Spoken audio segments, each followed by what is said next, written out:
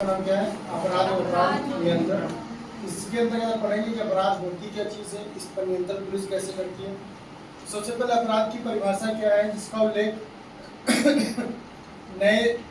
नवीन भारतीय न्याय संहिता के बीएनएस धारा 24 के अंतर्गत अध्याय 3 में अपराध को परिभाषित किया गया है, जहाँ पर यह है कि कोई भी ऐसा कार्य जो जन कल्याण में न हो या जिससे राज्य की शांति भंग हो, वो सब अपराध की दृष्टिकोण के अंतर्गत आता है।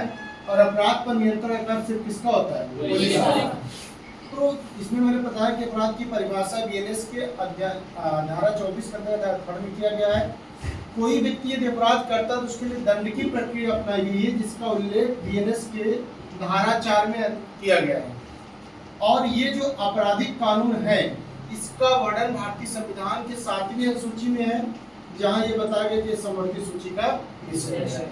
फिर नए बीएनएस और आरपीसी में कुछ प्रमुख चीजें जो अंतर है, तो जैसे नए में कुल 318 धाराएं हैं, पहले 511 धाराएं थी।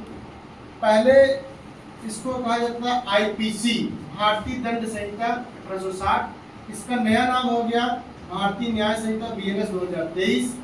पहले था भारतीय साक्ष्य अधिनियम आईईए, इंडियन एविडेंस एक्ट 1872। अब इसका नाम हो गया भारतीय साक्ष्य अधिनियम बीएसए। पहले था सीआरपीसी, आपराधिक दंड प्रक्रिया संहिता 1973, और इसका नाम हो गया भारतीय नागरिक सुरक्षा संहिता बीएनएस 2023। ये क्वेश्चन आपका इससे पूछा हो सकता है। फिर मैंने बताया कि दंड की जो प्रक्रिया है, जिसका उल्लेख यहाँ पर किया गया धारा 4 के अंतर्गत। पहले आईपीसी के अंतर्गत यदि कोई व्यक्ति अपराध करता था तो उसे 5 प्रकार से दंडित किया जाता था।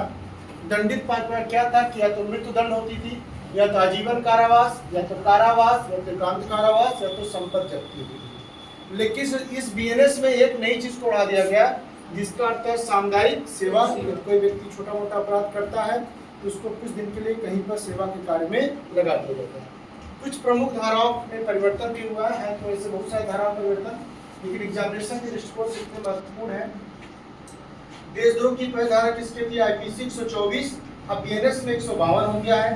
गैर कानूनी सभा 144 था, जिसके अंतर्गत 5 लोग एक स्थान पर एकत्रित हो सकते थे, और 189 में आता है। हत्या का मामला पहले 302 में था, बीएनएस में 102 में आ जाएगा। हत्या का प्रयास 101 में आ जाएगा। हत्या का प्रयास 307 में था, और अब 109 में आ गया है। दुष्कर्म जो पहले 376 में था, अब बीएनएस के 63 में आ चुका है। मानहानि पहले 399 में था, अब 356 में आ चुका है। ठगी जो 420 में थी, अब 316 के अंतर्गत आ चुका है। इनमें से एक क्वेश्चन आपका मिलान करने के लिए भी आ सकता है, और या तो पूछ सकता है कि उनकी फिर से कौन सी बीएनएस है। प्रावधान क्या है? कुछ अलग से प्रावधान इसमें है, इसके अतिरिक्त भी कुछ अन्य बातें इसमें है। जैसे मॉब लिंचिंग को बीएनएस के 103 के 2 के अंतर्गत परिभाषित किया गया है, और इसके अंतर्गत यह बताया गया कि कोई व्यक्ति मॉब लिंचिंग में सम्मिलित होता है तो उसको या तो मृत्युदंड दिया जाएगा, या तो आजीवन कारावास प्रदान किया जाएगा। आतंकवाद क्या होते हैं, इसकी नई परिभाषा गठित की गई है धारा 113 के अंतर्गत। हिट एंड रन, चढ़ा के किसी को गाड़ी चढ़ा दिया जाए तो खत्म हो जाए, जैसे कि सलमान खान पे चला था, आशीष मिश्रा पे चला है। तो हिट एंड रन का मामला 106 के 2 के अंतर्गत आता है। संगठित अपराध को और कठोर बनाया गया धारा 111 के माध्यम से। एक महत्वपूर्ण क्वेश्चन यह है कि पहले आईपीसी में राजद्रोह और देशद्रोह दोनों अलग अलग था, अब दोनों को एक ही कर दिया गया, राजद्रोह और देशद्रोह। अगला था धारा 69, जिसके अंतर्गत यदि कोई व्यक्ति विवाह का वादा करके किसी लड़की के साथ यौन संबंध बनाता है तो धारा 19 के अंतर्गत उसको कार्रवाई किया जाएगा। पिछली बार एग्जामिनेशन में कुछ क्वेश्चन था एफआईआर एनसीआर से, इसमें बारे में लिखा गया।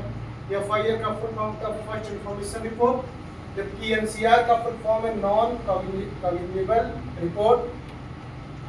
इसमें तुरंत विवेचना का कार्य शुरू हो जाता है। इसमें विवेचना के लिए मजिस्ट्रेट का परमिशन लेना आवश्यक होता है। ये संघीय अपराध के अंतर्गत आएगा, ये असंघीय अपराध के अंतर्गत आता है। ये सीआरपीसी की धारा 154 के अंतर्गत इसमें एफआईआर दर्ज किया जाता है, और सीआरपीसी की धारा 155 के अंतर्गत एनसीआर दर्ज किया जाता है। एफआईआर में व्यक्ति को बिना वारंट गिरफ्तार किया जा सकता है, और एनसीआर में बिना वारंट गिरफ्तार नहीं किया जा सकता। अंतिम था अपराध नियंत्रण के उपाय। पुलिस को सामुदायिक पुलिस व्यवस्था करनी चाहिए, अपराधियों पर कठोर कार्रवाई करनी चाहिए, पुलिस पर टेक्नोलॉजी का प्रयोग करना चाहिए, प्रभावी रूप से नेटवर्क का प्रयोग करना चाहिए, पुलिस के ठीक। है।